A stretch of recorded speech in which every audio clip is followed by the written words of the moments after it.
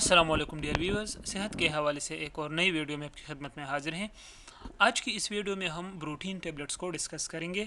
بروٹین tablets خصوصی طور پر میل اور فیمیل دونوں کے لیے، انفرٹیلیٹی کے لیے اور ان میں جو جنسی بیماریاں پائی جاتی ہے اس کے لیے مفید ہے۔ تو سب سے پہلے اس کی کمپوزیشن کو پڑھتے ہیں۔ اس کی کمپوزیشن میں شامل ہے بروموکرپٹین 2.5 ملی گرام، یہ اس کی کمپوزیشن ہے۔ اور اب اس کے بینیفٹس کو پڑھتے ہیں۔ یہ ٹیبلٹس جن فیمیل کی مینسز بند ہوتی ہے ان کے لیے مفید ہے۔ جن فیمیلز کی مینسز نہیں بند ہو جاتی ہے لانگ ٹرم کے لیے تو وہ اس کو استعمال کرے، اس کے استعمال سے انشاءاللہ شروع ہو جائیں گی۔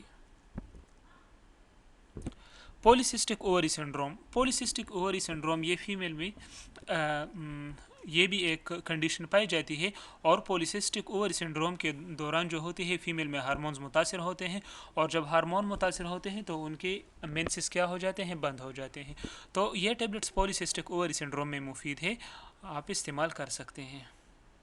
اس کے علاوہ فیمیل میں اوولوشن جب صحیح نہیں ہوتی، ان کی اوولوشن میں مسئلہ ہوتا ہے، تو ان ٹیبلٹس کے استعمال سے اوولوشن صحیح ہو جاتی ہے، اور جب اوولوشن صحیح ہو جاتی ہے تو پریگننٹ ہونے کے چانسز پھر بڑھ جاتے ہیں۔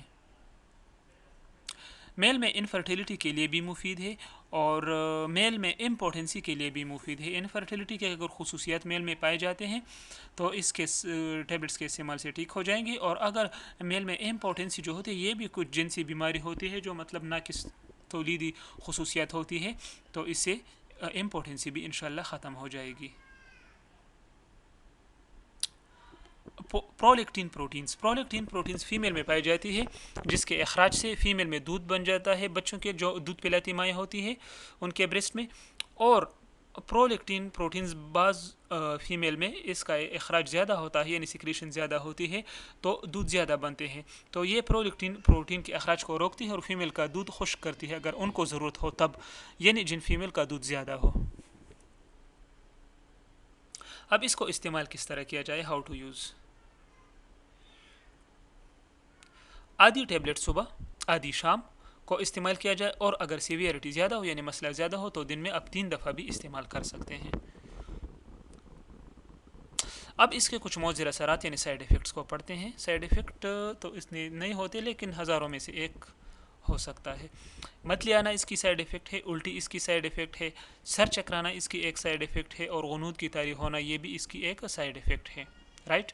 اس کے علاوہ تھکاوٹ محسوس ہونا اس کی ایک سائیڈ ایفیکٹ ہے، بدن میں درد محسوس ہونا اس کی ایک سائیڈ ایفیکٹ ہے، سکن پر ریشز آنا اس کی ایک سائیڈ ایفیکٹ ہے۔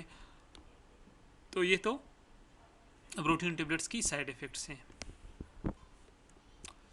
اب اس کے کانٹرا انڈیکیشنز کو پڑھتے ہیں کہ کن لوگوں کو پروٹین ٹیبلٹس استعمال نہیں کرنی چاہیے۔ حمل میں اگر بلڈ پریشر زیادہ ہو، یعنی پریگنینسی میں اگر بلڈ پریشر زیادہ ہو تو استعمال نہ کریں۔ نیورولوجیکل ڈس آرڈر یا اعصابی بیماریوں والے مریض استعمال نہ کریں۔ نیورولوجیکل ڈس آرڈر یہ انگلش کا ورڈ ہے، اور جو اعصابی بیماریاں جن لوگوں کو ہوتی ہیں جو مطلب نروس سسٹم سے ریلیٹڈ ہوں تو ان کو ایڈوائز کیا جاتا ہے کہ وہ استعمال نہ کریں۔